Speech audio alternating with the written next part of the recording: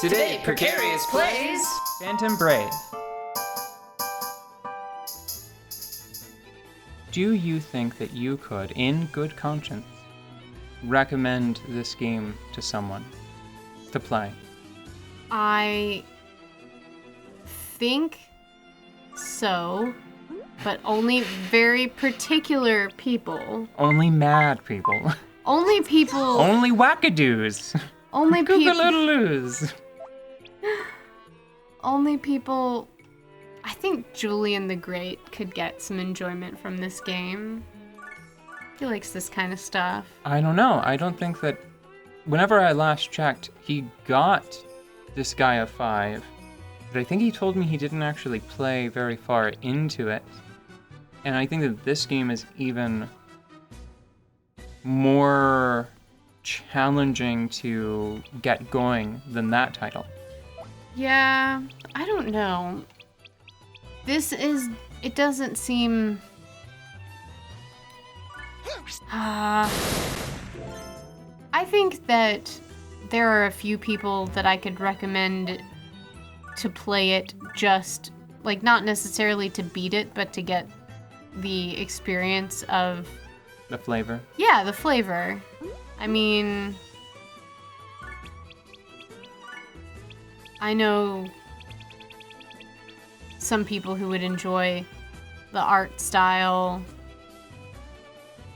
in combination with the classic NIS goofiness, you know? But I don't think it has as much of the classic NIS goofiness. There is not in the characters so much, but the mechanics are completely ridiculous. Yeah, so my opinion of Phantom Brave is actually really heavily rooted in the narrative. Yeah. That's the part of the game that sticks with me. I love Morona and Ash and Castile. I feel like... It is a really sweet story. I feel like they don't do enough with Ash's small inner monologues. Mm-hmm. But the fact that they're there sort of puts him in a league of his own when it comes to NIS protagonists. I mean, like, Etna in Disgaea 1 got some moments to herself. Mm-hmm. Who else? Killia in Disgaea 5 got some scenes where he was recalling the past.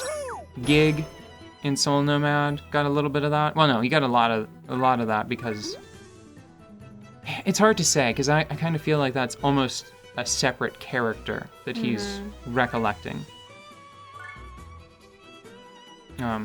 Although he'd probably feel that way too. Anyway, the point is that this game doesn't have a chapter that's curry-centric.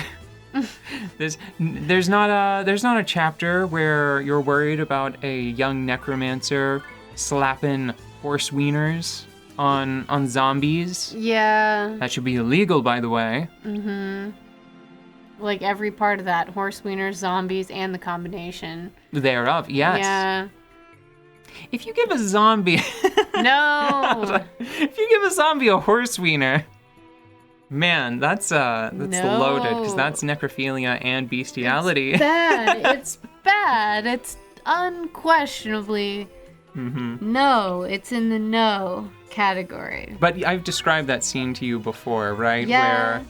Where the kid is describing all of the choice parts that he used, and Laharl is not impressed until he gets to horse wiener, and then it's like max panic, right? Oh, it's like, yeah. no, this is something we need to put a stop to. Hell. all of them. Every All one of the them. hells are strange realms. So, I guess what my real answer to the question is, I know some individuals who would enjoy seeing parts of this game, Mm-hmm. even if they wouldn't necessarily enjoy it whole. Mm-hmm. But I do not think that most people would get as much enjoyment out of playing this game as many other games. you know, like... Limited interest. Yeah, yeah. But if you're a person who wants to see all of the numbers go up really fast and then walk through a sweet story, that would be... I would recommend this game. Well, if you have a nostalgia for this type of art, of like this type of this video game looks good. I think it looks good, but it looks good. It's a style now. Before, I don't know how much of a style it was, but it has become a style. So I think it looks really good. I like the characters. There are a lot of separate aspects to like about this game for most people. Like, there would be a large group of people who would enjoy the art. I think that I would probably... The interesting thing is that I would not recommend it. No? No. To no one? I can't in good conscience. I am very hesitant to recommend anything to anyone. Because I've had too many cases in my life where I'll recommend something to someone and I feel personally responsible mainly for what they didn't like if they didn't have a good enough of a time. Yeah. I think that I've just maybe had too many friends that like to complain. That without talking about... Like, they think of criticism as just, like, saying the bad parts, maybe? I don't know. Or maybe that's just what stands out to me. Maybe that's all I remember of the conversations I've had with them. The point is that I would recommend watching this game and getting some other sucker to play it for you. Yeah. Which is what we did. I would like to say that I do appreciate you. For taking me on this journey with you, because I would not have gone. Because this is not a trip I would have taken. I think that the best part is the story beats. Seeing Morona, like that little moment where Morona says with tears in her eyes, like, I knew they would. I knew that they would find compassion eventually. Yeah. And it's so good because it's so obvious that she doesn't know that. Yeah. She felt it though. That's what her sweet little heart. Like, that's one of the reasons why I like Morona so much, is because she is so much the kind of person that I am not. Yeah. I wish I could be though.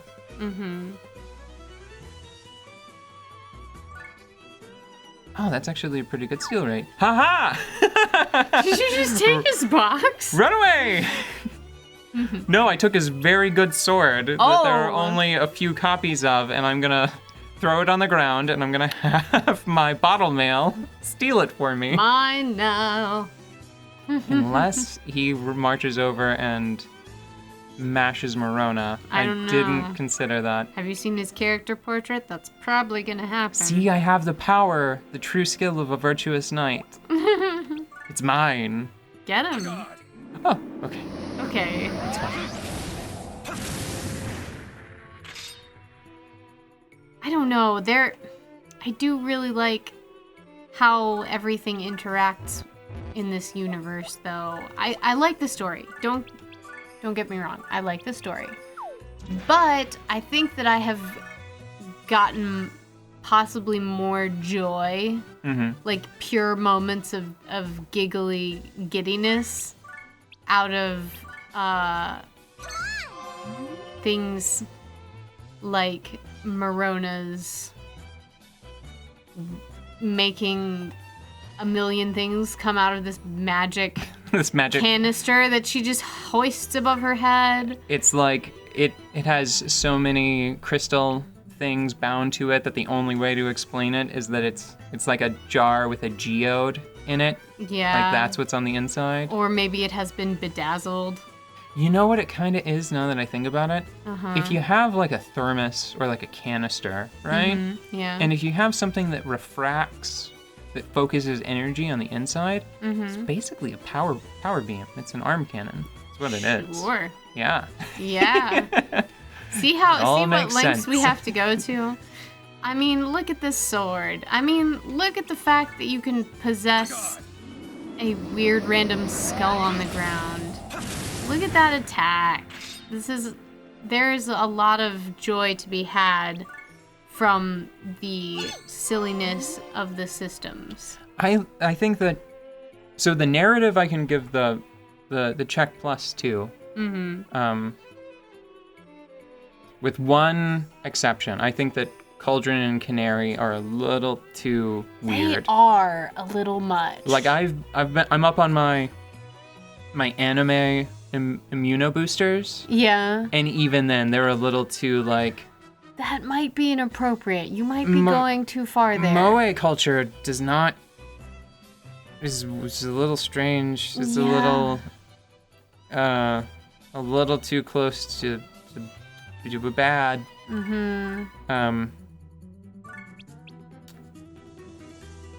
But that aside,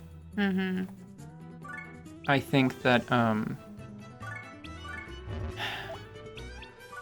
the mechanics are too inconsistent. I think that there are a lot of interesting ideas, but together I feel like they are not very harmonious. Yeah, I do agree about that, but I mean, starfish as weapon. Yes, definitely starfish as weapon.